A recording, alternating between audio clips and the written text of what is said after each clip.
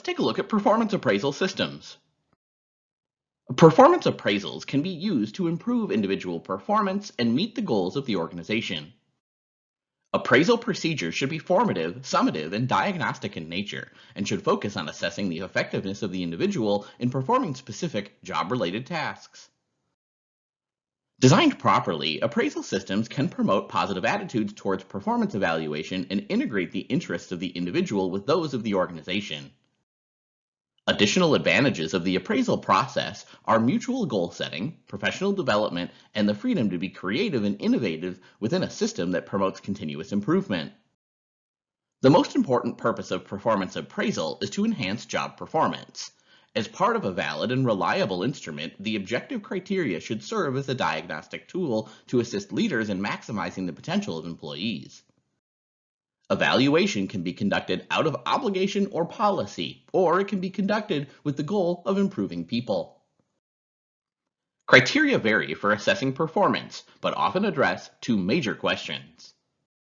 First, is the employee able to demonstrate adequate performance on the assessment criteria? And second, does the employee apply knowledge and skills in an appropriate manner?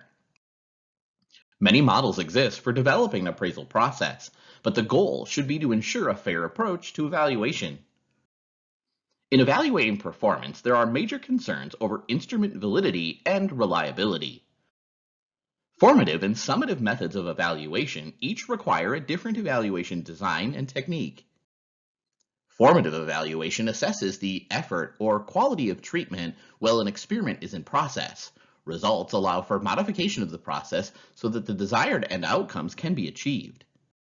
Summative evaluation assesses the effect or quality at the end of the treatment.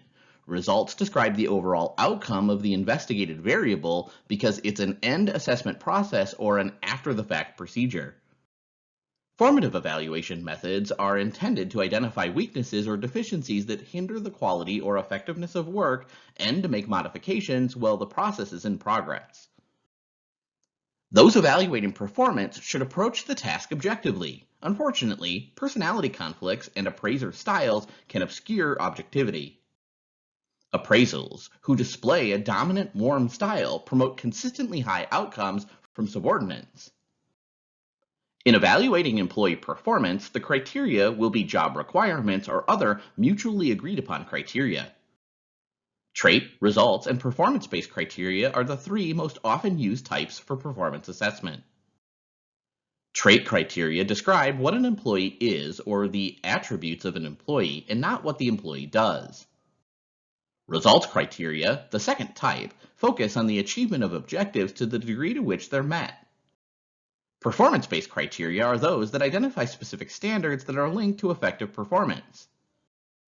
A job description and a job analysis of actual tasks are a prerequisite for performance-based evaluation criteria. The type of performance criteria to be used for assessment and the level to which the criteria are determined to have been met are two separate considerations. Standards or levels of performance indicate the degree to which the performance criteria are achieved. Levels of implementation must be clearly stated and placed in a sequential order. Effective performance is really a situation-specific variable that can only be defined by organizational standards and expectations.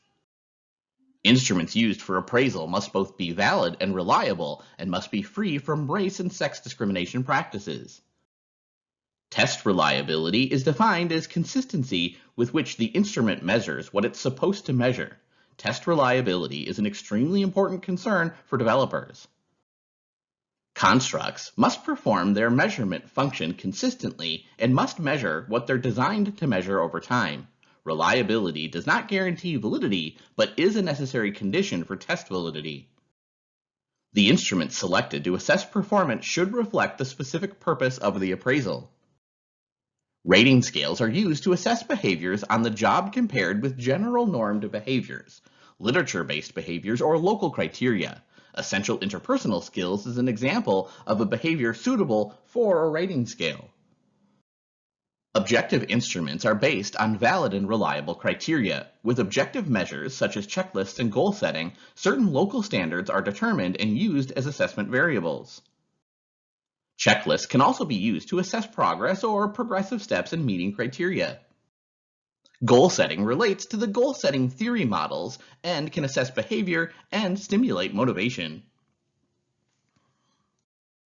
Employees who perceive negative ratings to be a result of evaluator bias may make a claim of discrimination.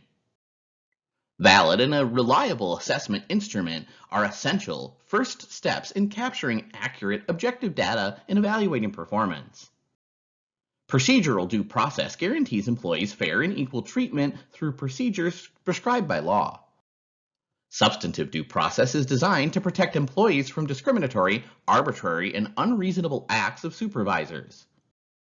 Due process procedures for dismissal usually include notice of dismissal by a specific date, a specific list of reasons for the action, and the opportunity for hearing to discuss the reasons listed. Due process usually includes notification, opportunity for hearings, adequate time to prepare, assessing evidence and names of witnesses, and a hearing before an impartial tribunal. Then, there's representation by legal process, opportunities to present evidence, to cross-examine witness, and decisions based on evidence and finding where a transcript or record of the hearing is kept. Substantive due process procedures are more difficult to ensure. In substantive due process, the courts have not set guidelines that are as clear as those for procedural due process, and decisions are often made on a case-by-case basis. Because substantive due process involves individual and state interests, courts seek a balance between them when investigating.